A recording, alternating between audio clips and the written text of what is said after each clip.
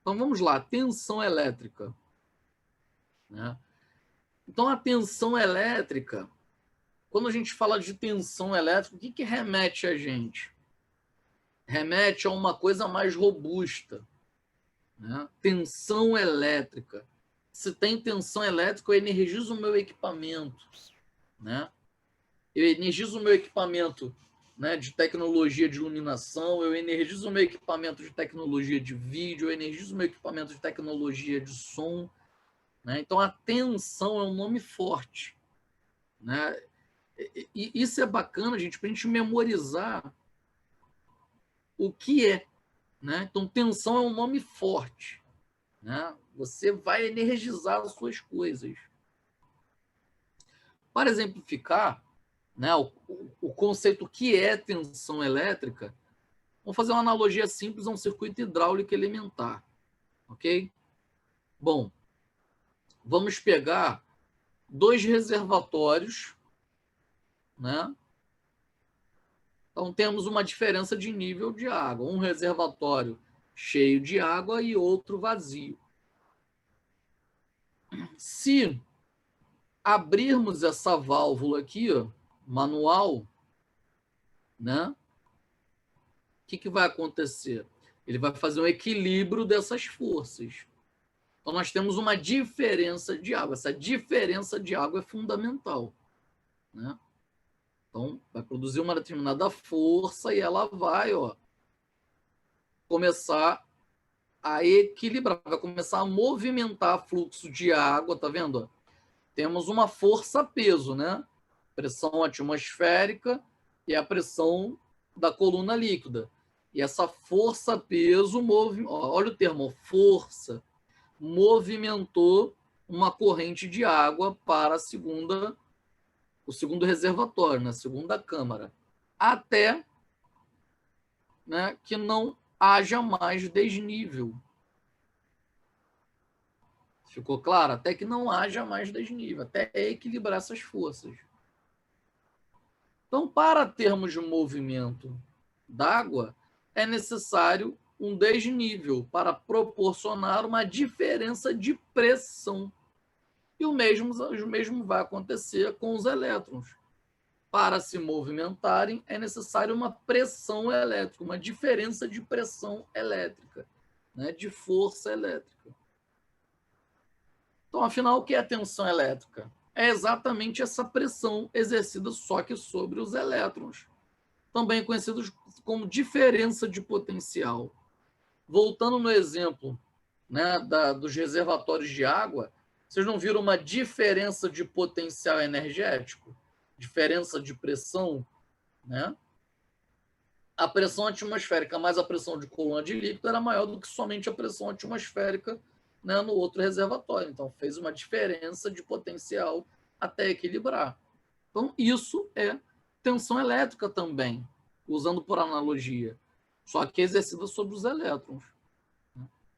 Então, nós temos o condutor elétron e os elétrons, que está lá paradinho. Por que paradinho? Porque o condutor ele é feito com elementos químicos que possuem, não é feito de matéria, que possui substância, que possui molécula, que possui átomos. Então, todos os átomos têm elétrons. Então, os elétrons estão lá quietinhos. Somente com essa informação não conduz. Se você pegar um cabo elétrico solto, sem estar energizado, ele não vai te dar choque elétrico. Ele não armazena energia. Né? Nós vamos ver que quem armazena energia é o capacitor ou o indutor. Estes sim armazenam energia. Agora, o cabo elétrico não. Mas ele tem elétrons, né, na composição química dos átomos. Né? Então, quando você aplica essa pressão elétrica, quando você aplica essa diferença de potencial, é que você vai alinhar esses elétrons e dar sentido a eles, movimento a eles. Tá? Então, a unidade de medida de tensão elétrica no sistema internacional, quando a gente fala isso, toda vez que vocês ouviram falar, a unidade de medida no sistema internacional, a unidade de medida no sistema internacional, né? Sistema internacional, de fato, é um documento de unidade de medidas que o Brasil é um dos países que aceitam.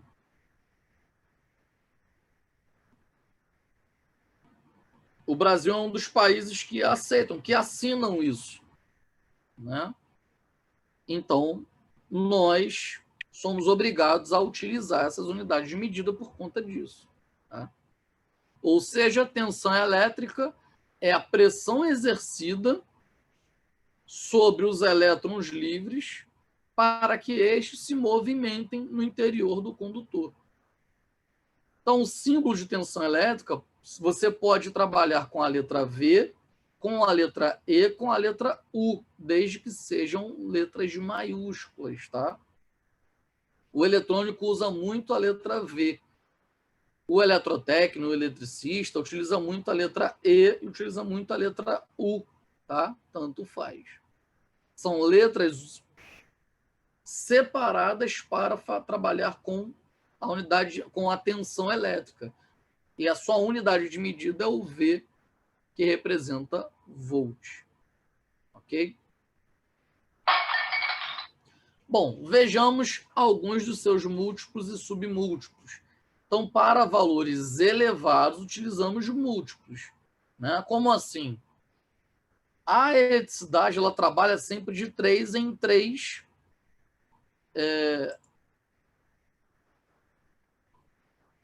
Eu vi que tem uma mensagem no chat aqui.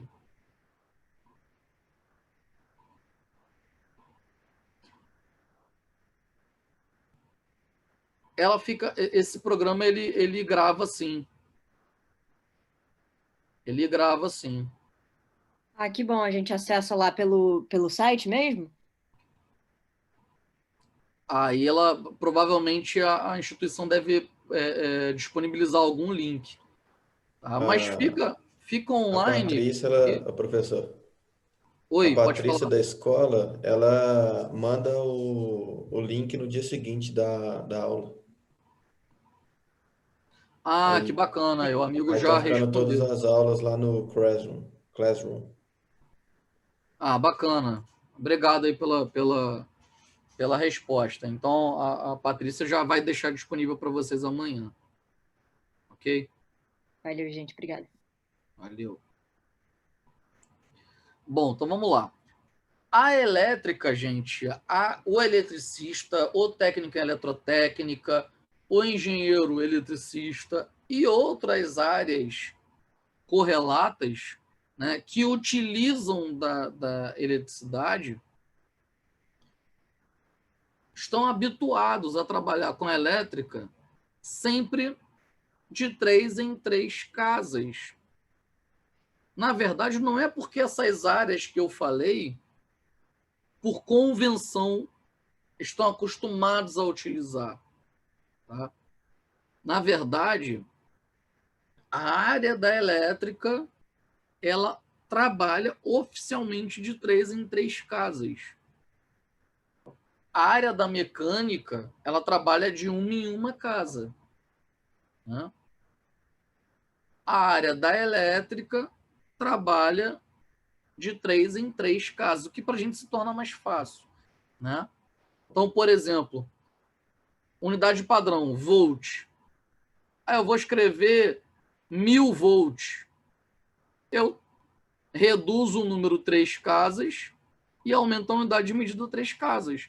É inversamente proporcional. Aí chamamos de 1 kV. Né? 10.000 volts, você faz 10 kV. Você pega 3 zeros e troca pelo K. 1 milhão de volts, você troca os 6 zeros pelo mega.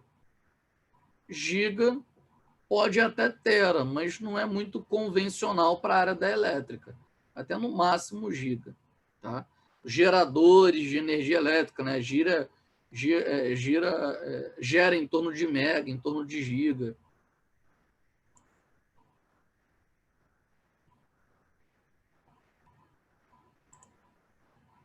E para valores muito baixos, nós temos os submúltiplos. Né? Então, nós temos milivolt, microvolt, nanovolt, sempre de 3 em 3 casas, tá? Então, ó, unidade padrão, por exemplo, 10 volts significa 10 vezes 10 elevado a 0 volt. 10 elevado a 0, 1. 1 vezes 10, 10 na unidade de volt. Kilovolt, o quilo, tá? Ele representa 10 elevado a mais 3. O mega representa 10 elevado a mais 6. O giga representa 10 elevado a mais 9. E o submúltiplo, né? Se aqui é 10 elevado a 0, aqui é 10 elevado a menos 3, 10 elevado a menos 6, 10 elevado a menos 9. Temos o pico? Temos. Mas é mais comum do nano até o giga. Mas temos tera e temos pico, ok? Que seria 10 a mais 12, tera, e 10 a menos 12, que seria pico. Quando se trabalha com capacitores, aí é mais comum trabalhar com pico, tá? Porque o valor tem que ser muito pequeno, porque a grandeza capacitância é uma grandeza muito grande. Tá? Então, vamos pegar alguns exemplos dessas conversões aqui. 4 exemplos.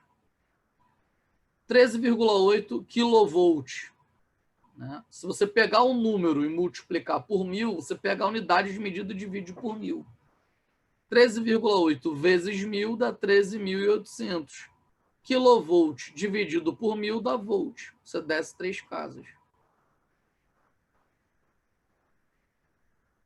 34,5 kV. Pega o 34,5 e multiplica por 1000, dá 34.500. Kilovolt dividido por 1000 dá volt.